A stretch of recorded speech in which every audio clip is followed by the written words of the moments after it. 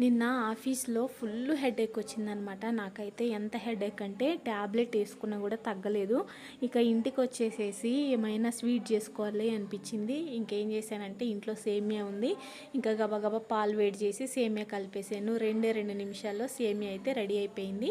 ఇక మా తాతకేమో బెల్లం వేసి ఇచ్చాను, మేమేమో షుగర్ యాడ్ చేసుకున్నాము. మా తాత షుగర్ తినకూడదు కదా, ఇక బెల్లం యాడ్ చేసేసి మా తాతకి ఇచ్చేసాను అనమాట. మార్నింగ్ డ్యూటీకి వెళ్ళేటప్పుడు ఇల్లంతా నీట్గా క్లీన్ చేసుకొని వెళ్ళాను. వచ్చేటప్పటికి చూడండి ఎంత గందరగోళం ఉందంటే నాకైతే ఏడుపు వచ్చింది. బాగున్నప్పుడు ఎంత పనైనా చేసుకోగలను అనిపిస్తుంది. ఏదన్నా కొంచెం బాడీలో వీక్నెస్ వచ్చిందంటే మాత్రం అసలు ఏ పని చేయబుద్ధి కాదు. అయినా ఉంటే బాగుండు, ఎవరైనా పని చేసి పెడితే బాగుండు అనిపిస్తుంది అనమాట. ఇక సేమియా పాయసం అయితే నేను మా తాత ఇద్దరం కలిసి బయట కూర్చొని తినేసాము.